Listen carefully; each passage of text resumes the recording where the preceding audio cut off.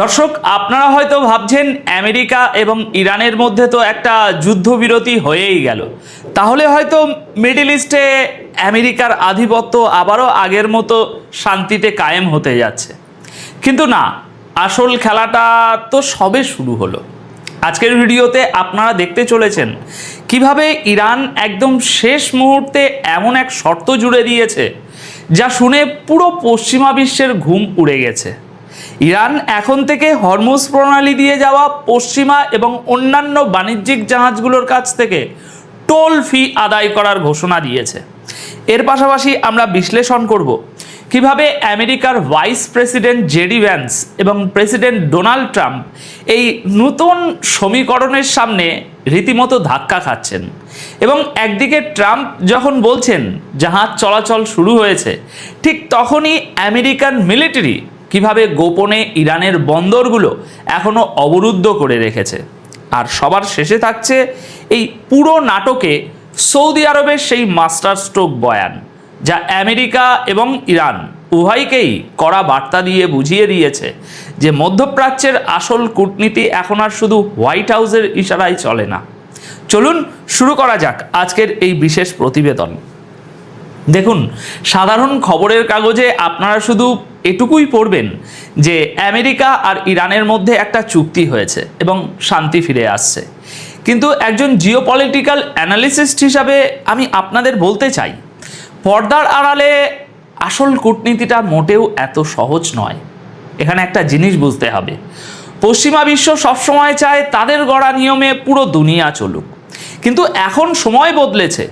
গতকাল অর্থাৎ 15ই জুনের সন্ধ্যায় এমন একটা খবর সামনে এসেছে যা গ্লোবাল পাওয়ার পলিটিক্সের কেন্দ্রবিন্দুতে একটা ভূমিকম্প তৈরি করেছে। ইরানের পররাষ্ট্র মন্ত্রণালয়ের মুখপাত্র ইসমাইল বাঘে গতকাল 15ই জুন সন্ধ্যায় সরাসরি এবং খুব স্পষ্টভাবে একটা ঘোষণা দিয়েছেন।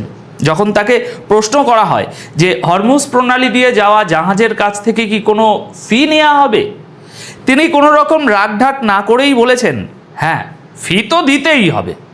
তিনি আরও পরিষ্কার করে বলেছেন যে হরমুজ প্রণালী ইরানের জাতীয় নিরাপত্তার জন্য অত্যন্ত গুরুত্বপূর্ণ একটা জায়গা।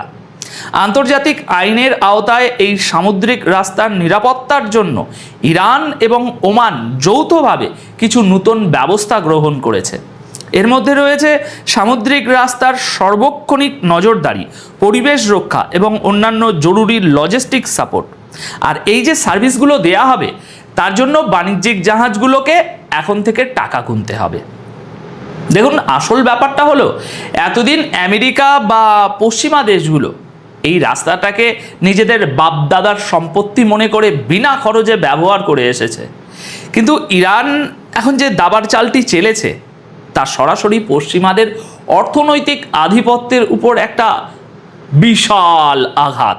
কয়েক মাসের চরম উত্তেজনা আর সংঘাতের পর আমেরিকা হয়তো ভেবেছিল তারা একটা চুক্তি করে ইরানকে আটকে ফেলেছে, কিন্তু ইরান এই চুক্তির একদম শেষ মুহূর্তে এই টোল আদায়ের শর্তটি জুড়ে দিয়ে পুরো পশ্চিমা বিশ্বকে বোকা বানিয়ে দিয়েছে। এর সোজা অর্থ হলো হরমুজ প্রণালী দিয়ে পার হওয়া গালফ দেশগুলোর তেল, গ্যাস বা অন্যান্য সামগ্রীর পরিবহন খরচ এখন বহুগুণ বেড়ে যাবে। বিশ্লেষকদের মতে এটা যুদ্ধের পর স্ট্র্যাটেজিক্যালি ইরানের একটা বিশাল বড় বিজয়। এতদিন যে জাহাজগুলো আরামসে এই রাস্তা দিয়ে পার হয়ে যেত, এখন তাদের ইরানের সার্ভিসের উপর নির্ভর করতে হবে এবং টাকা দিতে হবে। পশ্চিমা শিপিং কোম্পানিগুলো হয়তো ইরানকে এখন জোর জুলুমকারী হিসাবে তুলে ধরার চেষ্টা করবে, কারণ তাদের দাবি অনুযায়ী এমন কোনো সিকিউরিটি সার্ভিসের দরকার তাদের আগে কখনো পড়েনি। কিন্তু বাস্তবতা হলো গ্লোবাল সাউথ বা নন ওয়েস্টার্ন দেশগুলো এখন নিজেদের ভৌগোলিক শক্তির সঠিক ব্যবহার একদম কড়ায় গণ্ডায় বুঝে গেছে। এখন আসুন দেখি এই পরিস্থিতিতে আমেরিকার রিয়াকশনটা ঠিক কী। ইরান যখন একতরফাভাবে এই ফি আদায়ের ঘোষণা দিল, তখন আমেরিকা যে ভিতরে ভিতরে কতটা অস্বস্তিতে পড়েছে তা তাদের নেতাদের কথা থেকেই স্পষ্ট। 15ই জুন সন্ধ্যায় আমেরিকার ভাইস প্রেসিডেন্ট জেডি ভ্যান্সের একটি ইন্টারভিউ সামনে আসে। তাকে যখন সরাসরি জিজ্ঞাসা করা হলো যে ইরানের সাথে কি এমন কোনো চুক্তি হয়েছে যেখানে হরমুজ প্রণালী প্রথম 60 দিন বিনা ফিতে খোলা থাকবে, নাকি দীর্ঘমেয়াদের জন্য জাহাজগুলো ফ্রিতে যাতায়াত করতে পারবে? এর উত্তরে জেডি ভ্যান্স বললেন তা থেকে আমেরিকার বর্তমান দুর্বলতা খুব সুন্দরভাবে ফুটে ওঠে। তিনি বললেন যে আমেরিকা আশা করে হরমুজ প্রণালী দীর্ঘ সময়ের জন্য বিনা টোলেই খোলা থাকবে। তিনি আরও যোগ করলেন যে এই বিষয়ে এখনও কোনো চূড়ান্ত সিদ্ধান্ত হয়নি এবং আগামী দিনের আলোচনাগুলোতে এসব টেকনিক্যাল বিষয়গুলো ঠিক করা হবে। দর্শক, ব্যাপারটা একটু তলিয়ে দেখুন, ভাবুন। একদিকে ইরান বুক ফুলিয়ে বলছে ফি দিতেই হবে, আর অন্যদিকে বিশ্বের তথাকথিত সুপার পাওয়ার আমেরিকার ভাইস প্রেসিডেন্ট বলছেন তারা আশা করছেন রাস্তাটা ফ্রি থাকবে। এর মানে হলো যুদ্ধ থামানোর যে চুক্তিটা হয়েছে সেখানে হরমুজ প্রণালীর নিয়ন্ত্রণ কার হাতে থাকবে তা নিয়ে আমেরিকা এবং ইরান এখনও একেবারেই ভিন্ন দুই মেরুতে অবস্থান করছে। আমেরিকা এখনও সেই পুরনো দিনের স্বপ্নে বিভোর যে তারা ধমক দিলেই সব ফ্রি হয়ে যাবে, কিন্তু গ্রাউন্ড রিয়ালিটি বলছে অন্য কথা। আগামী দিনগুলোতে এই দর কষাকষিতেই প্রমাণ হয়ে যাবে যে বিশ্বের সবচেয়ে গুরুত্বপূর্ণ এই সামুদ্রিক রুটটি কি সত্যিই পশ্চিমাদের জন্য আগের মতোই একেবারে বিনামূল্যে ব্যবহারের জন্য উন্মুক্ত থাকবে, নাকি তাদেরকে ইরানের শর্ত মেনেই সেখানে ব্যবসা করতে হবে। দর্শক, এর ঠিক পরেই 15 জুন সন্ধ্যায় আমেরিকার প্রেসিডেন্ট ডোনাল্ড ট্রাম্পের একটি বিবৃতি আসে যা পরিস্থিতিকে আরও বেশি ঘোলাটে করে তুলেছে। ডোনাল্ড ট্রাম্প অত্যন্ত আত্মবিশ্বাসের সাথে দাবি করলেন যে হরমুজ প্রণালী দিয়ে জাহাজের আনাগোনা আবার শুরু হয়ে গেছে। তিনি কি বলেছে জানেন? তিনি বললেন তেল ভর্তি অনেক জাহাজ নাকি ওই রাস্তা দিয়ে বের হতে শুরু করেছে এবং ওমানের দিকের রুটটি পুরোপুরি সুরক্ষিত। কিন্তু ট্রাম্পের এই কথার আড়ালে যে আরেকটা বিশাল বড় গেম প্ল্যান চলছে সেটা ফাঁস করে দিয়েছে রয়টার্সের গতকালকের একটি রিপোর্ট। রয়টার্সের খবর অনুযায়ী আমেরিকান মিলিটারির তরফ থেকে ইস্যু করা একটি অ্যাডভাইজারিতে পরিষ্কার বলা হয়েছে যে ইরানের বন্দরগুলোর উপর আমেরিকান নৌবাহিনীর যে নৌ অবরোধ ছিল এতদিন তা এখনও পুরোপুরি বহাল আছে এবং সবচেয়ে গুরুত্বপূর্ণ তথ্যটি হলো এই অবরোধ আগামী শুক্রবার অর্থাৎ 19 জুন 2026 তারিখ পর্যন্ত জারি থাকবে, কারণ এই 19 জুন তারিখে আমেরিকা এবং ইরানের মধ্যে চূড়ান্ত চুক্তিতে স্বাক্ষর হওয়ার কথা রয়েছে। এখন আমেরিকান মিলিটারি খুব কড়া ভাষায় হরমুজ দিয়ে যাওয়া জাহাজগুলোকে নির্দেশ দিয়ে রেখেছে এখনও যে যতক্ষণ না পর্যন্ত পরিষ্কার অনুমতি মিলছে ততক্ষণ যেন কোনো জাহাজ ইরানের বন্দরগুলোর দিকে যাওয়ার বা সেখান থেকে বের হওয়ার চেষ্টা না করে। অর্থাৎ দর্শক, এখানে আমেরিকার দ্বিমুখী নীতিটা খুব পরিষ্কার। কেন? কারণ একদিকে প্রেসিডেন্ট ট্রাম্প দুনিয়াকে দেখাচ্ছেন যে তিনি পরিস্থিতি স্বাভাবিক করে ফেলেছেন এবং জাহাজ চলছে, অন্যদিকে আমেরিকান নেভি বন্দুকের জোরে ইরানের বন্দরগুলোকে এখনও আটকে রেখেছে। আরব দেশগুলোর জাহাজ হয়তো যাতায়াত করছে, কিন্তু ইরানের উপর আমেরিকার এই দাদাগিরি এখনও চলছে। শুধু তাই নয়, সামুদ্রিক নিরাপত্তার সাথে জড়িত বিশেষজ্ঞরা জানাচ্ছেন যে হরমুজ প্রণালীকে আগের অবস্থায় ফিরিয়ে আনতে এখনও কয়েক সপ্তাহ সময় লাগবে। কেন? কারণ সমুদ্রে যে মাইন বা ওই বিস্ফোরক বিছানো হয়েছিল সেগুলো পরিষ্কার করতেই 40 থেকে 50 দিন সময় লেগে যেতে পারে। আর এই কারণেই বড় বড় শিপিং কোম্পানি এবং ইন্স্যুরেন্স কোম্পানিগুলো এখনও তাদের জাহাজ এই রুটে পাঠাতে ভয় পাচ্ছে, প্রচণ্ড ভয় পাচ্ছে।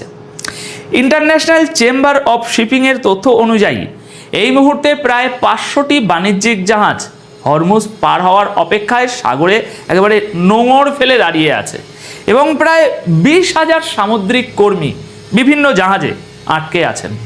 অর্থাৎ কাগজে কলমে হয়তো যুদ্ধ থামার একটা আওয়াজ পাওয়া যাচ্ছে, কিন্তু বাস্তবে আগামী শুক্রবার 19 জুন চূড়ান্ত স্বাক্ষর না হওয়া পর্যন্ত এই স্নায়ুযুদ্ধ থামার কোনো লক্ষণ নেই। আচ্ছা, এবার আসা যাক এই পুরো এপিসোডে আরব বিশ্বের ভূমিকায়, বিশেষ করে সৌদি আরবের অবস্থানে।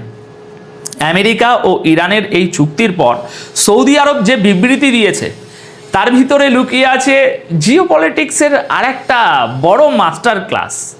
সৌদি আরবের পররাষ্ট্র মন্ত্রণালয় এই 60 দিনের যুদ্ধবিরতি এবং শান্তি আলোচনার উদ্যোগকে স্বাগত জানিয়েছে, ঠিকই গতকাল জানিয়েছিলাম, কিন্তু এর সাথে তারা এমন কিছু কথা বলেছে যা পশ্চিমাদের জন্য একটা প্রচ্ছন্ন সতর্ক বার্তা।